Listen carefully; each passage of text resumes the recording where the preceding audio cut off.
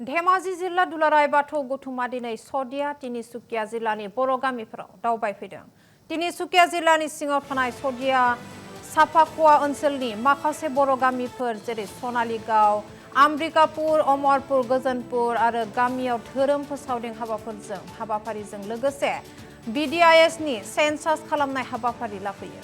बे हाबाफारियाव बाहागो लायो धेमाजि जिल्ला दुलाराय बाथौ गौथुमनि आफादगिरि राजकुमार बसुमतारी आरो गाहाय नेहाथारि मंगल सिंह मोसाहारि, मिरु दुलाराय बाथौ गौथुमनि फोसावदिं नेहाथारि बिरेन बसुमतारी आरो धेमाजि जिल्ला दुलाराय बाथौ गौथुमनि लाइमोन आफादनि आफादगिरि फुंबिलि रामसियारि, लोगोसे नेहाथारि बिनाराम बसुमतारी आरो लोगोसे मिरु दुलाराय बाथौ गौथुमनि लाइमोन आफादनि फोसावदिं नेहाथारि नीलेमसन बसुमतारी बिथांमोना नुजाथियो आरो धेमाजि जिल्ला दुलाराय बाथौ गौथुमनि दौरि आफादनि आफादगिरि हरिचन्द्र बसुमतारी, गाहाय नेहाथारि बडुराम स्वर्गियारिजों लोगोसे गासै 20 बाथौ थान्दैफोरा बे हाबाफारियाव बाहागो लायो।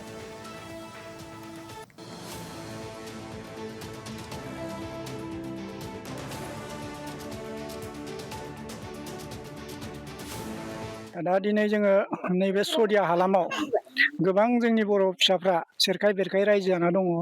दा बे बेलायाव जोङो दिनै धेमाजि जिल्ला दुलाराय बाथौ गौथुमनि गागि, लाइमोन, देउरि आरो जोंनि गासै BDISनि हाबाफारि बिबान मावनाय दैदेनगिरि बिथांमोनजों जथायै फैनानै दिनै बे सदिया हालामनि मोनफ्रोमबो बर' गामियाव जों दिनै सार्भे खालामफैदों।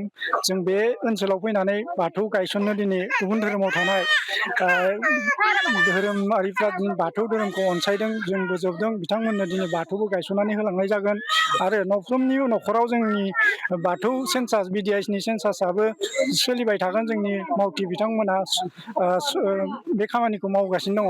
जिखिजाया सदिया हालामनि रायजो राजाखौ लोगो मोनफैनानै बे हालामाव फैनो मोननानै आरो बेफोरबायदि खामानिखौ मावनो खाबु मोनफैनायनि थाखाय जों जोबोद गोजोननाय मोनदों आरो गासै आसामनि जोंनि थागिबि बर' रायजो राजानिसिम जों मोनसे गुरै खावलायनाय, बयबो हानायमानि जोंनि थागिबि आगुनि धोरोम आरो बर' माहारिफोरखौ जाहाथे बोखांलायनायाव बयबो मदद होगोन बेखौ मिजिंथिनानै बे हालामाव नुजाथिफैनो मोननानै गोजोननाय मोनदों। आं बेखिनिखौ फोरमायबाय। दिनै निउस लाइभ पर्टेल बिथांमोना जोंखौ खबर लाफैनो थाखाय खोब गोजोननाय मोनदों। जों दुलाराय बाथौ गौथुम धेमाजि जिल्लानिफ्राय नैबे सदिया साफाकुवा गामियाव फैनानै खोब गोजोननाय मोनदों।